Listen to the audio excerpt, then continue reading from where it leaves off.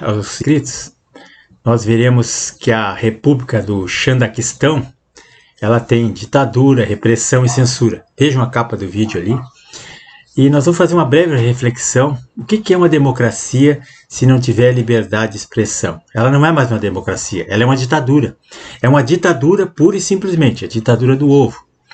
Então nós vemos que essa semana aí a jornalista Samantha Cavalca, lá da TV Piauí, ela veio a público comunicar o encerramento das atividades da TV Piauí.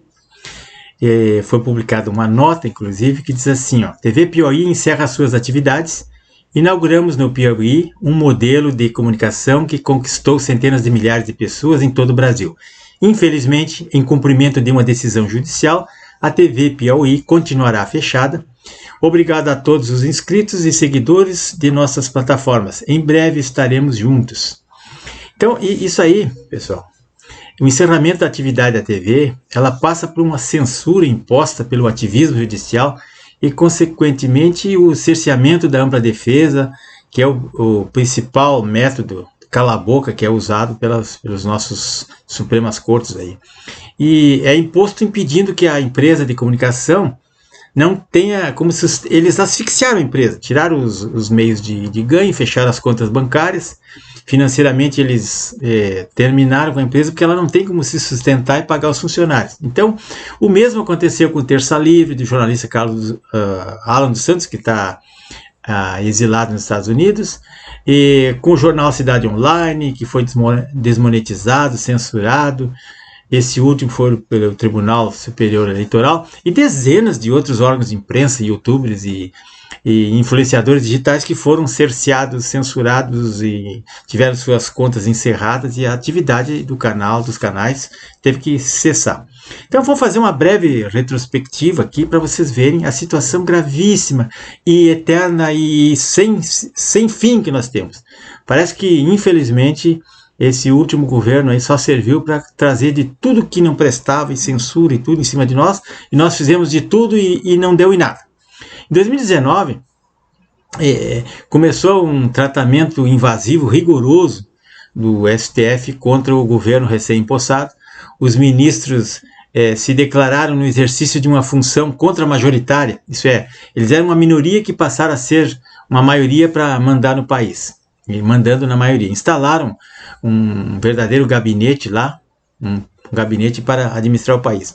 Logo a seguir vieram as inquéritos da fake news, atos antidemocráticos, aquelas figuras imprecisas que eles criaram aí, que originou inquéritos abertos eternamente, sigilosos e misteriosos, ameaçadores, suscitando medidas coercitivas imediatas, e aquela verdadeira espada de Damócles na cabeça das pessoas. Esse inquérito das fake news é uma arma política até hoje, né, quase 4 anos depois, que está apontada 24 horas para nossas cabeças dos conservadores. É uma coerção aos ambientes digitais, né? Censura nua e crua dos veículos, dos blogs, dos jornais e revistas eletrônicos, youtubers, todo o pessoal que atua na área digital, com bloqueio de rede, desmonetização de canais e aquele ambiente de terror que eles criaram, que levou à autocensura. A pessoa não sabe o que vai falar, tem que se controlar no que vai dizer. Restringiram a liberdade de expressão, do pensamento, e um prejuízo enorme para a democracia. Isso aqui não é mais democracia, é o que está na capa do vídeo aí. É o Xandaquistão, é a democracia deles aí. E ninguém sobrevive, nenhuma democracia sobrevive sem liberdade de expressão. Então, ao longo de 4 anos, veio o desprezo pelo povo, né? Quantas vezes você, os cidadãos foram às ruas, dezenas de manifestações cívicas, né? Clamando pela manutenção da Lava Jato, pelo combate à corrupção, contra a anulação de pena daquele bandido que foi eleito agora, pela possibilidade de prisão de criminosos em segunda instância, pelo fim das permanentes intromissões e invasões de competência do STF no Executivo e Legislativo. Mas houve uma surdez dessas instituições, que a voz das multidões não encontrou eco naquela gente lá, não encontrou eco na própria democracia, e muito menos no parlamento, que continuou escondido, acovardado e só recebendo ordens e cumprindo ordens da Suprema Corte.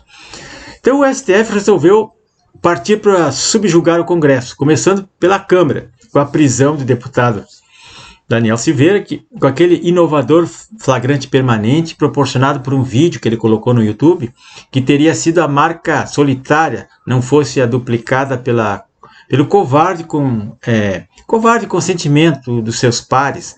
Os deputados ajudaram a enterrar o colega e eles não viram que deram um tiro no pé e nunca mais vão se equilibrar. Vão ser eternamente escravos dos juízos agora.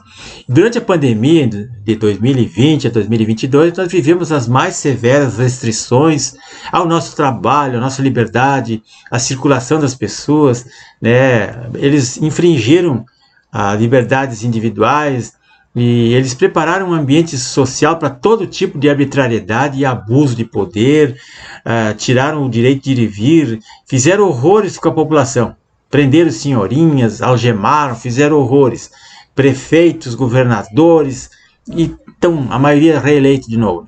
Como aqui em Brasília, o caso do governador aqui, que foi reeleito.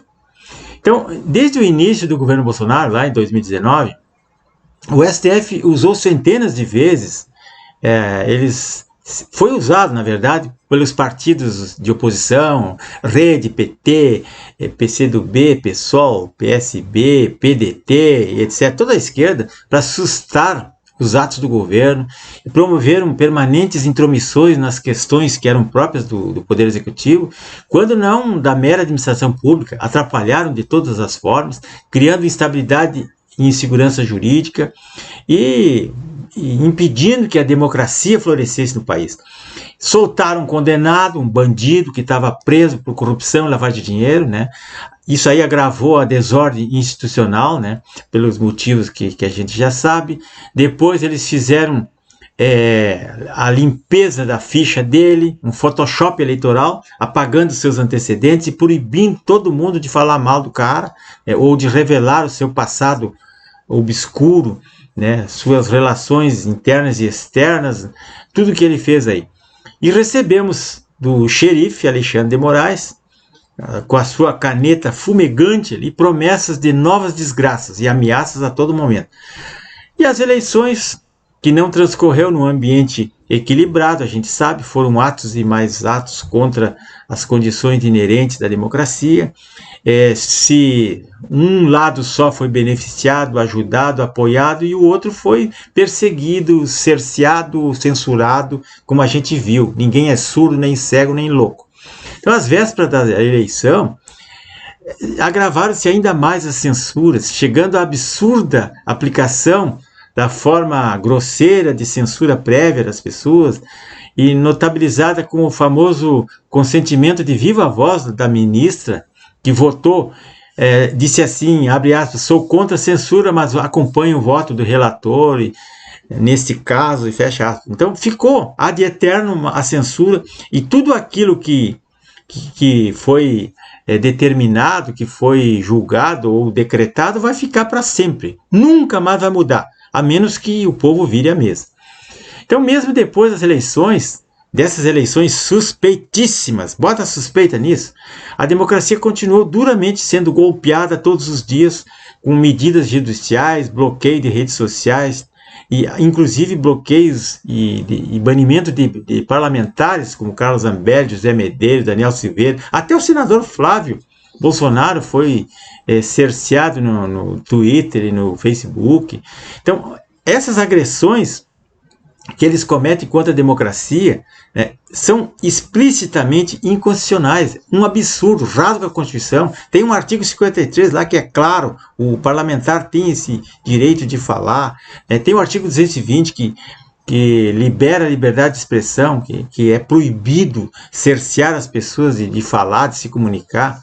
Então, o fundamento da própria expressão parlamentar, parlamento, significa que as pessoas, o nosso representante é obrigado a falar, senão ele não tem sentido. É melhor fechar o parlamento se os deputados e senadores não podem falar.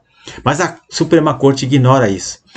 Depois de tudo isso, pessoal, os ministros do STF foram para Nova York, 6 deles, 6 petistas, foram palestrar sobre democracia e liberdade lá no país da liberdade, que é os Estados Unidos. Foram para Nova York.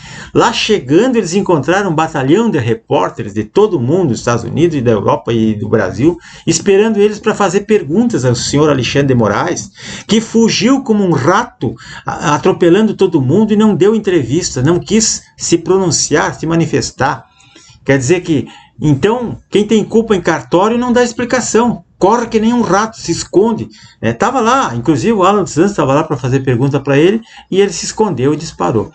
Então vejam, pessoal, a situação é muito crítica. Eu vou deixar um vídeo para vocês verem aqui e um livro aqui na descrição. Peço a todos que se inscrevam nesse canal, César Ramos Dextravox.